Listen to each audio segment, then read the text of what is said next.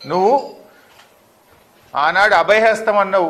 నీ అభయహస్తం కాస్త అప్పన్న హస్తం అన్న చెప్పిన మాటలు ఉత్త దండగానే అయిపోయింది, భస్మాసురస్తం అయిపోయింది. మరి ఈరోజు ఏ డిపార్ట్మెంట్ అయినా చూడు, నువ్వు ఆ రోజు పోలీసుల గురించి ఏం చెప్పినావు? పాపం పోలీస్ కానిస్టేబుళ్ళు సంవత్సరానికి 3 సరెండర్ లీవులు వస్తే వాటితో పిల్లల ఫీజులు కట్టుకుంటారు. పిల్లలకు స్కూల్ ఫీజుల మందం ఆ 4 సరెండర్ లీవులు కట్టుకుంటారు. ఇవాళ రేవంత్ రెడ్డి వచ్చిన తర్వాత మా పోలీస్ కానిస్టేబుళ్లకు, హెడ్ కానిస్టేబుళ్లకు, ఏఎస్ఐలకు, పోలీస్ సిబ్బందికి 5 ఏరియర్స్ పెండింగ్ ఉన్నాయి, 5 సరెండర్ లీవ్ పెండింగ్ ఉన్నాయి. ఇవాళ 12, 14 టీఏలు పెండింగ్లో ఉన్నాయి. ఓ 14 టీఏలు పెండింగ్ ఉన్నాయి, 5 సరెండర్ లీవులు పెండింగ్ ఉన్నాయి. పోలీస్ స్టేషన్ అలవెన్స్ బంద్ అయిపోయింది. కేసీఆర్ గారు ఉండగా క్రిమినల్స్ను పైసలు అడుక్కోవద్దు, తెల్ల పేపర్లు కొనుక్కరాపో, పెన్నులు కొనుక్కరాపో అని క్రిమినల్స్ను అడిగే సంస్కృతి గతంలో ఉండేది. అరే మీరు అట్లా అడగొద్దు, అందరినీ గౌరవంగా చూడాలని ప్రతి పోలీస్ స్టేషన్కు నెలకు 75,000 రూపాయల అలవెన్స్ కేసీఆర్ గారు ప్రభుత్వం ఇస్తే రేవంత్ రెడ్డి వచ్చినాక స్టేషన్ అలవెన్స్ బంద్ అయిపోయింది. ఇలా కొత్త పోలీస్ వాహనాలు కొనిచ్చి కేసీఆర్ గారు పోలీసుల గౌరవాన్ని పెంచిండు, ప్రతిష్ట పెంచిండు. రేవంత్ రెడ్డి వచ్చినాక వాహనాల్లో పెట్రోల్ బిల్లులు రిలీజ్ అవుతలేవు. ఇలా పెట్రోల్ పంపులలో పోలీస్ బండ్లకు మేము ఉద్దరే పోయాం భయ్, మీరు బిల్లు కడతారా, మేము పెట్రోల్ బంద్ పెడతామని పంపు యజమానులు పోలీసు ఉద్యోగులను బెదిరించే పరిస్థితి వచ్చింది. అంటే పోలీసుల సరెండర్ లీవ్ ఇవ్వకపోతేవి, టీఏలు ఇవ్వకపోతేవి, స్టేషన్ అలవెన్స్ బంద్ పెడితివి, చివరికి పోలీస్ వాహనాల్లో పెట్రోల్కు కూడా డబ్బులు ఇవ్వకపోతేవి. అంటే ఏం చెప్పదలుచుకున్నావు? నీ లెక్క దోచుక తినమంటున్నావా? నీలాగా అవినీతికి పాల్పడమంటున్నావా? న్యాయబద్ధంగా రావాల్సిన ఆ చిన్న పోలీస్ ఉద్యోగులు పాపం రెక్కాడితే డొక్కాడని వాళ్ళు ఏఆర్ కానిస్టేబుల్ కానీ, సివిల్ కానిస్టేబుల్ కానీ వాళ్ళ పిల్లల చదువులకు ఫీజులు కట్టలేక ఇబ్బంది పడతా ఉన్నారు.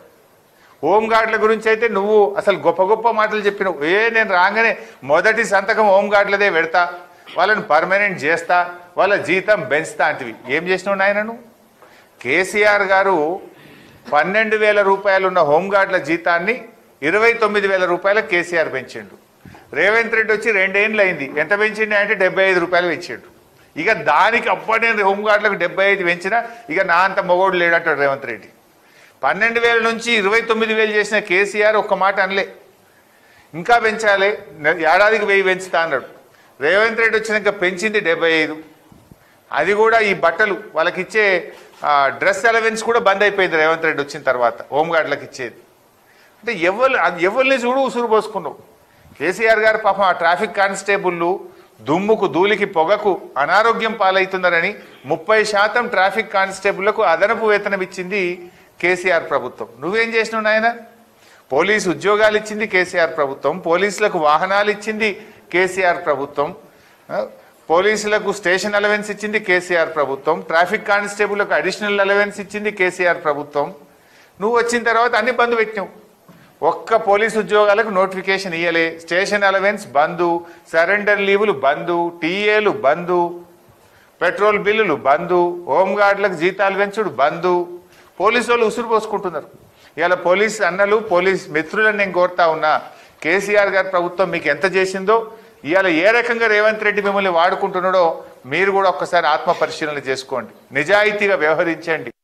అక్రమ కేసులో రేవంత్ రెడ్డి చెప్పినటువంటి దాంట్లో మీరు పడొద్దని కూడా నేను పోలీస్ అన్నల్ని కోరుతా ఉన్నా. పోలీస్ అన్నలకు ఇచ్చిన మాటను తక్షణమే రేవంత్ రెడ్డి అమలు చేయాలని చెప్పి కూడా పోలీసుల పక్షాన డిమాండ్ చేస్తా ఉన్నా. వాళ్ళు చెప్పుకోలేకపోతున్నారు, కుమిలిపోతున్నారు.